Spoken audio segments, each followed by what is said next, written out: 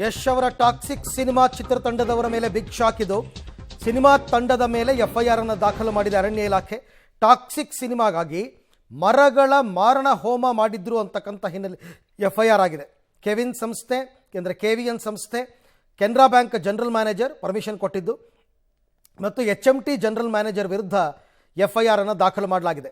ಕೋರ್ಟ್ನ ಅನುಮತಿ ಪಡೆದು ನವೆಂಬರ್ 9ರಂದು ಎಫ್ಐಆರ್ ಅನ್ನು ದಾಖಲು ಮಾಡಲಾಗಿದೆ. ಪೀಣ್ಯ ಪ್ಲಾಂಟೇಶನ್ ಮೀಸಲು ಅರಣ್ಯ ಪ್ರದೇಶದಲ್ಲಿ ಇವರು ಸಿನಿಮಾ ಸೆಟ್ಟನ್ನು ಹಾಕೋದಕ್ಕೋಸ್ಕರ ಮರಗಳನ್ನು ಕಡಿದಿದ್ದಾರೆ ಅಂತ ಇವ್ರ ಮೇಲೆ ಇರ್ತಕ್ಕಂಥ ಆರೋಪ. ಚಿತ್ರತಂಡದವ್ರು ಹೇಳೋದು, ನಾವು ಒಂದು ಮರಕ್ಕೂ ಕೂಡ ಕೊಡ್ಲಿಯೇಟ್ ಹಾಕಿಲ್ಲ ಅಂತಂದ್ಬಿಟ್ಟು ಅವರು ಕೂಡ ಏನೋ ಸ್ಯಾಟಲೈಟ್ ಪಿಕ್ಚರ್ಗಳನ್ನ ರಿಲೀಸ್ ಮಾಡಿದರು. ಅರಣ್ಯ ಇಲಾಖೆಯವರು ಕೂಡ ಸ್ಯಾಟಲೈಟ್ ಪಿಕ್ಚರನ್ನು ರಿಲೀಸ್ ಮಾಡಿದರು. ಅದರಲ್ಲಿ ಮೊದಲೆಲ್ಲ ಮರಗಳಿದ್ದದ್ದು ಕಂಡು ಬಂತು, ಆಮೇಲೆ ಮರಗಳಿಲ್ಲ. ಸೊ ಇದು ಚಿತ್ರತಂಡದವರು ಶೂಟಿಂಗ್ ಸೆಟ್ ಹಾಕೋದಕ್ಕೋಸ್ಕರ ಮರಗಳನ್ನು ಕಡಿದಿದ್ದಾರೆ. ಹಾಗಾಗಿ ಪರ್ಮಿಷನ್ ಕೊಟ್ಟಿದ್ದು ಕೆನರಾ ಬ್ಯಾಂಕ್ ಜನರಲ್ ಮ್ಯಾನೇಜರ್ ಮತ್ತು HMT ಗ್ರೌಂಡ್ನ ಜನರಲ್ ಮ್ಯಾನೇಜರ್, ಅವ್ರ ವಿರುದ್ಧನೂ ಎಫ್ಐಆರ್ ಆಗಿದೆ.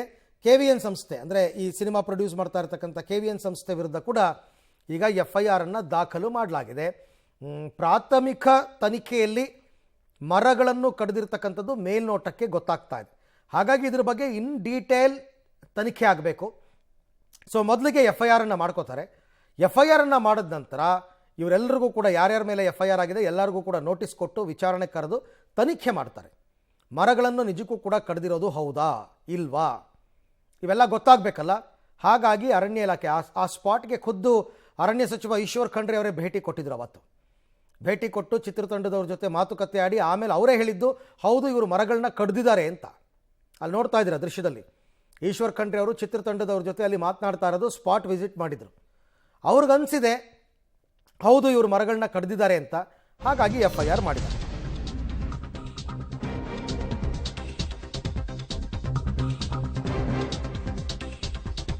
ಮರ ಕಡಿದಿರೋದು ನಿಜ.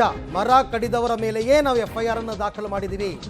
ತನಿಖೆಯ ನಂತರ ಚಾರ್ಜ್ ಶೀಟ್ ದಾಖಲಾಗುತ್ತೆ ಹೀಗಂತ ಅರಣ್ಯ ಸಚಿವ ಈಶ್ವರ್ ಖಂಡ್ರೆ ಹೇಳಿದ್ದಾರೆ. ಅವತ್ತು ಹೇಳಿದ್ರು ಇವರು ಹೌದು ಇವರು ಮರಗಳನ್ನು ಕಡಿದಿರೋದು ನಿಜ ಅಂತ ಅವತ್ತು ಹೇಳಿದ್ರು, ಇವತ್ತು ಕೂಡ ಹೇಳಿದ್ದಾರೆ. ನೋಡಿ, ತಮ್ಮೆಲ್ಲರಿಗೆ ಗೊತ್ತಿದ್ದಂತೆ ಇವತ್ತು ಪೀಣ್ಯ ಪ್ಲಾಂಟೇಶನ್ನ 599 ಎಕರೆ ಜಮೀನು 1896ರಲ್ಲಿ ಅರಣ್ಯ ಅಂತೇಳಿ ಅಧಿಸೂಚಿಸಲಾಗಿದೆ.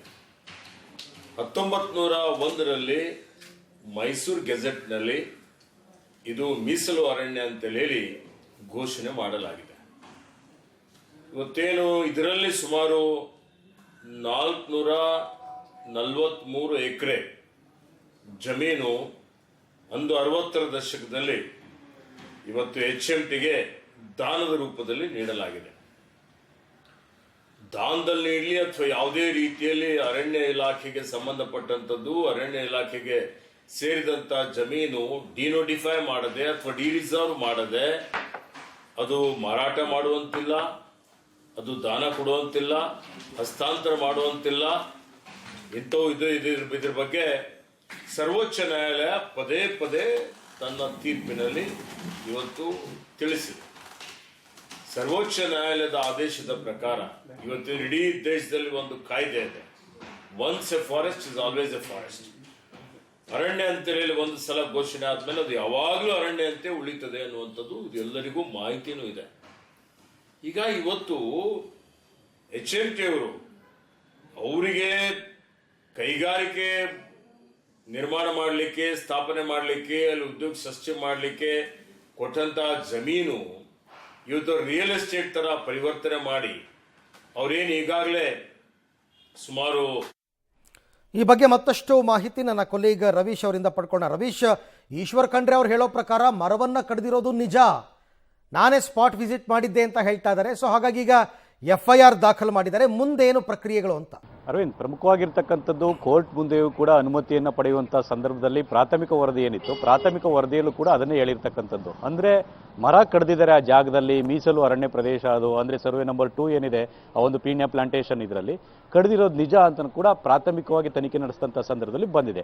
ಹಾಗಾಗಿಯೇ JMFCಯ ಒಂದು ನ್ಯಾಯಾಲಯದ ಅನುಮತಿಯ ಆದೇಶವನ್ನು ಪಡೆದು ಈಗ ಎಫ್ಐಆರ್ ಅನ್ನು ದಾಖಲಿಸಿಕೊಂಡಿರ್ತಕ್ಕಂಥದ್ದು.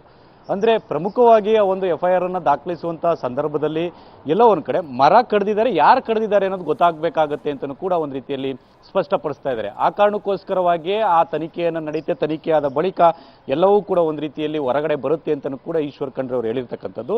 ಹಾಗಾಗಿ ಮೊನ್ನೆ ಅಷ್ಟೇ FIR ಆಗಿದೆ. ಆ ತನಿಖೆಯನ್ನು ನಡೆಸಿದಂಥ ಸಂದರ್ಭದಲ್ಲಿ ಆ ಮೂವರಲ್ಲಿ ಯಾರು ಅಂತ ಅಂದ್ರೆ KVN ಸಂಸ್ಥೆ ಆಗಿರ್ಬೋದು, ಕೆನರಾ ಬ್ಯಾಂಕ್ ಆಗಿರ್ಬೋದು ಮತ್ತು HMT.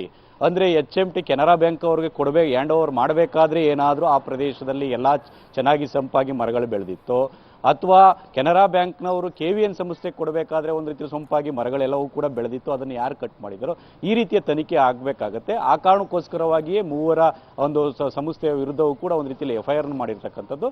ಹಾಗಾಗಿ ಮುಂದೆ ತನಿಖೆ ಎಷ್ಟು ದಿನಗಳೊಳಗಾಗಿ ಮುಗಿಯುತ್ತೆ ಮತ್ತು ಯಾವ ರೀತಿ ಚಾರ್ಜ್ ಶೀಟ್ ಒಂದು ರೀತಿಯಲ್ಲಿ ಸಲ್ಲಿಸ್ತಾರೆ ಅನ್ನೋ ಆಧಾರದ ಮೇಲೆ ಎಲ್ಲವೂ ಕೂಡ ಸ್ಪಷ್ಟವಾಗಿ ನಿಂತಿದೆ ಅಂತಲೇ ಹೇಳ್ಬೋದು. ಹಾಗಾಗಿ ಕರ್ನಾಟಕ ಅರಣ್ಯ ಕಾಯ್ದೆ 1963 ಏನಿದೆ ಅದರ ಉಲ್ಲಂಘನೆಯಾಗಿದೆ ಅಂತ ಪ್ರಮುಖವಾಗಿ ಹೇಳಿರ್ತಕ್ಕಂಥದ್ದು. ಹಾಗಾಗಿ ಅದರ ಅಡಿಯಲ್ಲಿ ಈಗ ತನಿಖೆ ನಡೆಯುತ್ತೆ. ಅದಾದ ಬಳಿಕ ಯಾರು ತಪ್ಪಿತಸ್ಥರು ಅನ್ನೋದು ಕೂಡ ಸ್ಪಷ್ಟವಾಗುತ್ತೆ. Arvind. Okay, thank you Ravish, ತಮ್ಮೆಲ್ಲ ಮಾಹಿತಿ